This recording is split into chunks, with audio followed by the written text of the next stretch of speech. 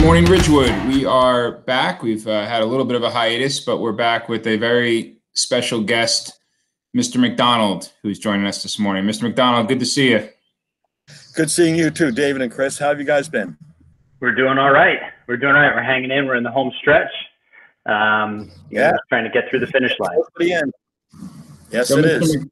So, Mr. McDonald, if you could just explain a little bit about your journey through education and your role at Ridgewood right now, that'd be great. I started teaching in 1984 at Don Bosco. I taught math there for 5 years.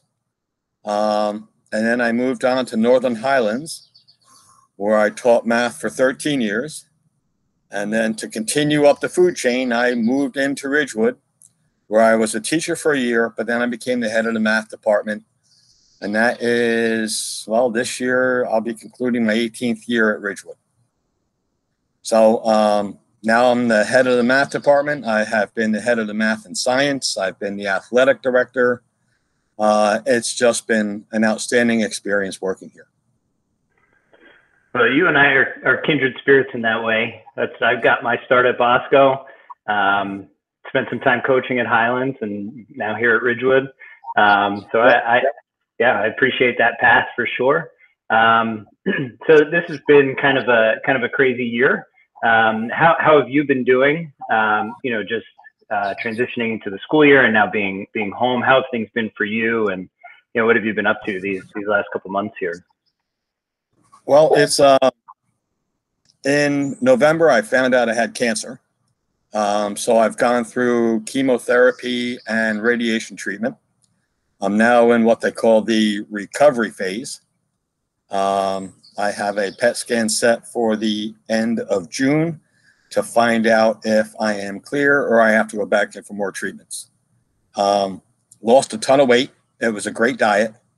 I don't recommend it for anybody. But, the school district has been awesome. I've been able to work from home. This whole COVID closure thing has been a unique experience. Having been in education since '84, I've never experienced anything even remotely like this. And I got to say, I think our teachers and our students have just done an outstanding job at adapting to what could have been a disastrous situation. And they have just come through like the champs that we know they are. They've been awesome.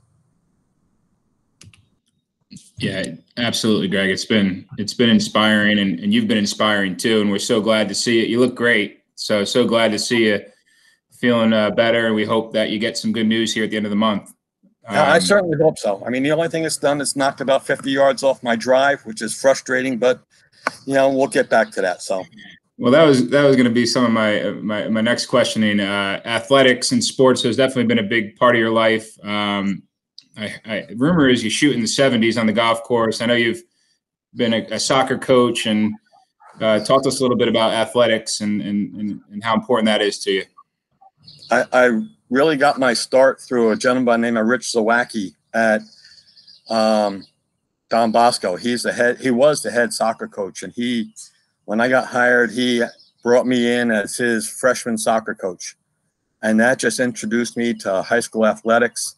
I ended up being an assistant hockey coach there and the head golf coach, actually, which was kind of unique. And then when I went to Northern Highlands, I was the girls soccer coach and assistant wrestling coach and either baseball or softball for the years that I was at Northern Highlands. And then at Ridgewood, my first year, I was Jeff Yearing's freshman girls soccer coach for a year. And then I was also the JV softball coach for a year. And then when I moved into administration, they wouldn't allow us to coach anymore. So now I'm just a spectator and just enjoying going to games and watching the kids perform and rooting them on. It's such a vital part of high school athletics that, actually the high school experience, that the kids get involved, whether it's in athletics or new players. The kids who come to school at 7:30 and leave at 3 are missing out on a vital part of the education process, I think. you need to get involved because there's so much more than just what goes on in the classroom. That's an awesome point, and something I try to drive home myself to the kids, especially the freshmen and the eighth graders when we talk with them. You know, I want to echo Mr. Bailey's sentiment that you look great, and you know, also just comment. You mentioned being able to work from home. I feel like you haven't skipped a beat through all of this, and really appreciate the efforts that you've put in when, you know, quite frankly, you didn't have to. You know, you've done a great job with that, and you know, we really, as guidance counselors, we're very connected to the supervisors, and we really appreciate that. Well, thank you very much. I appreciate that. Yeah, absolutely. And so my question, you were just talking and giving some advice, I think that is really crucial for some of the young people that are going to make their way through RHS. Do you have any thoughts now for our seniors as they're going to kind of disembark from it? What advice do you have for them? My thought for the seniors has always been the same. You've come through an incredibly good high school. You've received an excellent education. Now it's your turn to really shine. And to be honest with you, I don't think it really matters where you go. It matters what you do when you get there. Become involved like you were at Ridgewood. Become part of the student government. Become involved in clubs. You know, don't just study all the time. Yeah, experience the college. Some of you are going to go to colleges bigger than cities in New Jersey. And some of you are going, like me, I went to a college, my senior year, I had a class of 3 people in it. And it was one of the best experiences, except when the professor cursed me out for being dumb. But, you're going to have such a wide variety of experiences. It's up to you to make the most of it. So, you're going to go to some great places and some unique places and have some great experiences. It's going to be an awesome opportunity. I just hope you make the most out of it. That's great. So, Mr. McDonald, you've been in education over 35 years by my math. What advice would you give to a first-year teacher getting into education next September, let's say? What would be your advice on their journey throughout education? Because you have a little experience, let's say. Get out. No, I'm kidding. No, it's the most rewarding job out there. Every single profession stems from education. You have a chance to be a positive influence on such a large population. You need to be prepared. You need to know what you're talking about. You need to be confident. But I would just say, give it 100%, because anything less is simply selling yourself short. It's not easy. There's a lot of requirements. It's difficult, but it can also be the best job you're ever going to have in your life.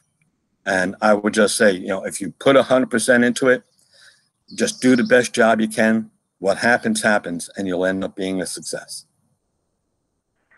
I'm fired up. So I think, Mr. Bailey, I think it's time we enter the lightning round of questions. What do you think? All right, so we're going to hit you with a few rapid fire questions. I'm ready. Favorite meal to eat? Oh boy. Steak, baked potatoes, sour cream, chives, butter, salt and pepper. Steak's got to be cooked rare. Love the detail. Best golf course you've ever played? Harbor Town down in Hilton Head. Last book that you read? Oh boy. That's a great question. It's been a while. I got to come back to that one. By the way, Mr. Burkhart he rides his bicycle on Harbor Town every morning now. Well, he's also a movie star. So, I mean, what are you going to do? He's living the lap in there. It's yes. King. Who is your childhood hero and why? Brooks Robinson. I actually grew up a Yankee fan. but I always thought that Brooks Robinson was the epitome of class and the way that he handled himself and the way that he played the position. I was a huge baseball fan, so it was Brooks Robinson for me.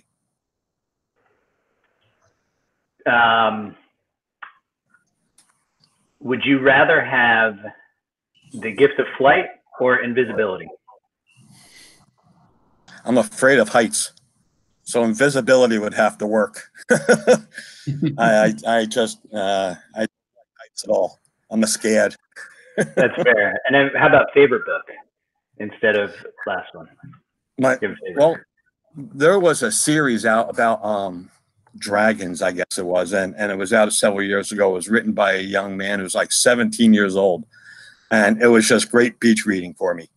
So I enjoyed the whole series. I think it was like Dragon Slayer, Ringer, and a whole bunch, like 3 or 4 books. I don't read a whole lot other than like the educational journals and things like that to try to stay on top of things. But that and Sports Illustrated. Favorite movie of all time? Oh boy. It's probably a toss-up between Godfather and Caddyshack. Classic. 2 very, very different movies. Yes. I love it. Well, Mr. McDonald, we really appreciate you just as a friend and as advisor, and just appreciate all that you do for the high school. So thank you so much for taking the time to talk with us today. Gentlemen, I'm honored that you considered me for this, and I really hope that you guys have a great day. It's beautiful outside, so try to spend a little time outside, and thank you so much for this invitation. Absolutely. Thank you, Mr. McDonald. All right, guys, take care now. All right, enjoy your day.